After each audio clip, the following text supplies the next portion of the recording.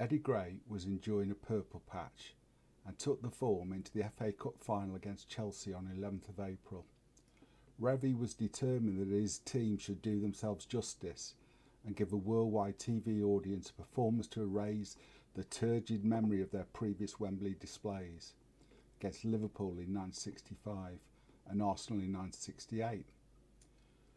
We were not pleased with our performance in either of our two visits to Wembley, said Revie. We hope to improve 100% this time if the pitch allows. The once lush turf of Wembley had been churned into a horrendous condition by the staging of the Horse of the Year show. The horse's hooves left behind something akin to a ploughed field. Revie commented wryly that it will be like playing at home for us, adding, the quicker they get Wembley back to what it was when it was the greatest soccer spectacle of the season, the better. 70 men laboured all week to ensure the match could proceed, bringing in tons of sand to soak up the water. The result was a horrible, holding, heavy pudding of a pitch, devoid of life, bounce or pace.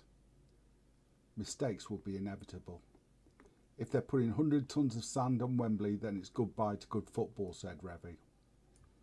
That's over 3 times the weight of sand we've ever used at any one time at Ellen Road, and our pitch has been bad enough, in all conscience, in its effects on football. 100 tons will deaden all pace on the ball. It'll be like playing on a beach. Jack had managed to get 4 tickets for the showpiece game and was there with Gary, Pat and Pete. Great to see Hunter back, smiled Gary. The defender had been missing since picking up an injury in Belgium 3 weeks earlier. It looks like Revie's got them in the mood, beamed Jack. Leeds started the game in full flow, dominating all over the pitch.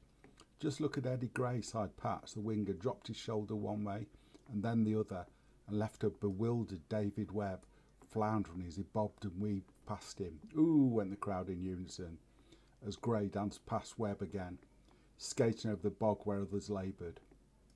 When Eddie Gray plays on snow, he doesn't leave any footprints, Revie had said once, and certainly the light-footed winger was playing the game of his young life, weaving his dainty magic across the glue pelt.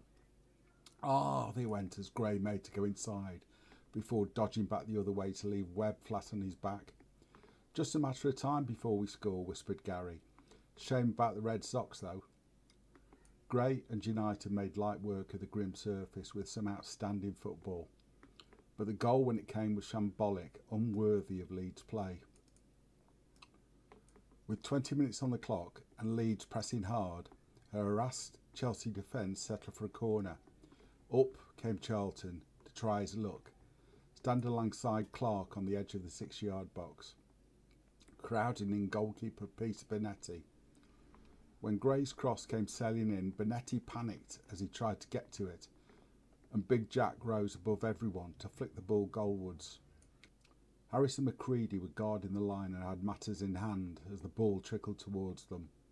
The lack of bounce saw McCready mistime his clearance, swinging wildly over the ball as it rolled into the net to spark Leeds celebrations. There were appeals for a foul on Bonetti. Such a decision would have been a formality 40 years later, but referee Eric Jennings would have none of it, signalling that the goal was good and running back to halfway to restart the game. Leeds threatened to increase their lead, but were checked just before the break, when Gary Sprake became the victim of both a dead surface and his own lack of concentration. Cleared it, muttered a relieved Jack. No trouble, come on lads, hold on till half time. The ball dropped to Peter Houseman, 25 yards out. He got in a shot, but it was low and lacked pace. Come on, Sprake, he screamed Gary.